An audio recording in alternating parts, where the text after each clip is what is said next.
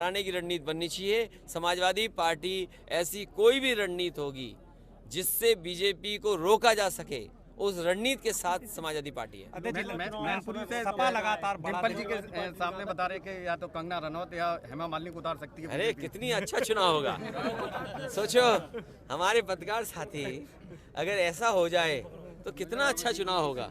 अच्छा, इतना शानदार चुनाव होगा कि बीजेपी को वोट ढूंढने पड़ेंगे कि वोट कहाँ मिलेंगे। अध्यक्ष जी, और देखने वाले तो आएंगे ना लोग देखने। अध्यक्ष जी, नहीं देखिए, ये अगर ये सवाल तुम्हारा है, केवल हमारा मत चलाना। देखिए ये पत्रकार साथी इतने समझदार हैं कि सवाल पूछ करके अपनी आवाज दबा देंगे, जो गलत आप कह दोगे वो चलेगा। तो मैं अपने पत्रकार साथी से कहूंगा, अगर ऐसा चुनाव होगा तो बड़ा शानदार और ऐतिहासिक चुनाव होगा। राष्ट्रीय अध्यक्ष जी, लगातार इस बहाने वो सैफई और इटावा का विकास देख लेंगे। राष्ट्रीय अध्यक्ष जी, आपका तो समाजवादियों का बहुत बड़ा दिल है, लेकिन ये संकुचित जिनसे गठबंधन किया है, हर जगह संकुचित बात करते हैं। मैंने इसीलिए कहा कि समाजवादी पार्टी का प्रयास है कि बीजेपी को रोका जाए, और बीजेपी को रोकने के लिए समाजवादियों का साथ देना चाहिए, जो भी बीजेपी को रोकना चाहते हैं। अभी रणनीति ये बननी चाहिए कि बीजेपी का मुकाबला कैसे हो। इस बात के लिए चर्चा नहीं होनी चाहिए उनका दल कैसे बने। कुछ लोग दल बनाना चाहते हैं, हम बीजेपी रोकना चाहते हैं, ये जनता समझती है। और किसी के भी इमोशन से किसी भी दल को ब्लैकमेल नहीं करना चाहिए। कुछ दल हैं किसी के इमोशन का लाभ उठा करके ब्लैकमेल करना चाहते हैं। हमें उम्मीद है ऐसे दल नहीं बनाएंगे अपना, पहले बीजेपी को रोकेंगे। अच्छा, उत्तर प्रदेश अन्ना जानवर एक बहुत बड़ी समस्या है। मैनपुरी के दरोगा जिनकी संभल में डेथ हो गई, ड्यूटी से लौट रहे थे, तो सरकार को ऐसे दरोगा जी को 1 करोड़ रुपए देने चाहिए। हालांकि उनके परिवार के सदस्य को नौकरी मिलेगी। जब मुख्यमंत्री जी के ऑफिस में उनके ही ओएसडी की जान गई है जानवर के टकराने से, पुलिस के तमाम लोगों की जान गई है, आम जनता की जान गई है। पहले कोई दिन नहीं जा रहा जिस दिन जान न जा रही हो।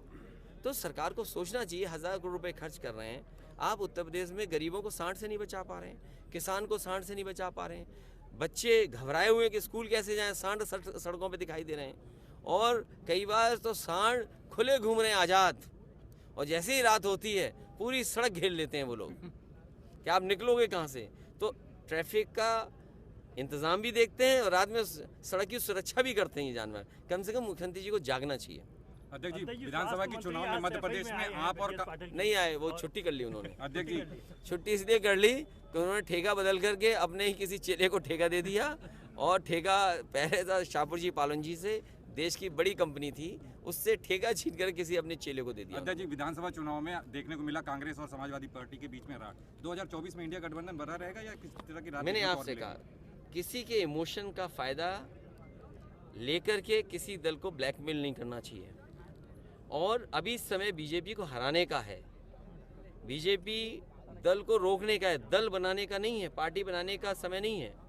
पार्टी तो आप बाद में बना लेना, पहले बीजेपी रोक लो। तो किस तरह समझाएंगे कांग्रेस पार्टी को, अगर आप कांग्रेस अरे पार्टी हमें क्या समझाना, आप समझाना ना, आपकी बात चली जाएगी तो समझा देना। आपने गठबंधन तय किया है, गठबंधन में अरे आप भी समझाओ हम भी समझा, दोनों लोग समझाएं। नेशनल हेराल्ड केस में डीडी ने 716 करोड़ की संपत्ति जब्त की है। देखिए ये मामले चलते हैं, नेताजी हम पर भी सीबीआई और इन सब की जांच हुई, कांग्रेस ने जांच कराई थी, आज बीजेपी की सरकार है। पहले कांग्रेस जांच करा दी थी, अब बीजेपी जांच करा रही है। तो ये जांच इसलिए की जा रही है जिससे कोई बदनाम हो जाए। लेकिन जो यंग इंडिया कंपनी, उसमें तो 38% कम से कम ये कानून और सोनिया जी के कानून के उल्लंघन नहीं होना चाहिए, क्योंकि कानून का उल्लंघन हम लोग करेंगे तो इस तरह की चीज़ों को फेस करना पड़ेगा।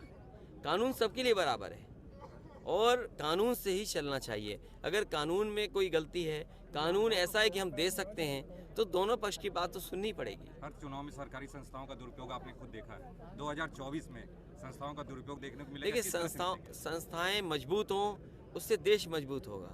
संस्थाएं निष्पक्ष होंगी तो संस्थाओं के प्रति जनता का भरोसा बढ़ेगा। और वो संस्था चाहे ईडी हो, सीबीआई हो, इनकम टैक्स हो, और चाहे हमारी प्रेस हो, अगर इस संस्था को और मजबूत करेंगे तो अंतोगतवा जनता और देश को लाभ पहुंचेगा।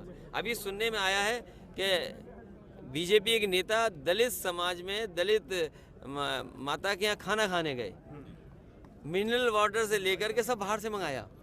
बताओ, ये दलित के यहाँ भोज दें खाना, ये धोखा देना नहीं है क्या? आप खाना बाहर से मंगा रहे हो, बर्तन बाहर से मंगा रहे हो। तो ये बीजेपी के लोग झूठे हैं, इनसे बच के रहो। 3 दिसंबर को जो परिणाम आएंगे एमपी के, क्या जो स्थिति रहेगी? जिसकी सरकार खासकर- बनेगी उसको खासकर बधाई दी समाजवादी जाएगी। पार्टी की। देखिए, जिसकी सरकार बनेगी उसको बधाई दी जाएगी, और हमें उम्मीद है कि समाजवादी पार्टी का परिणाम अच्छा है, होगा।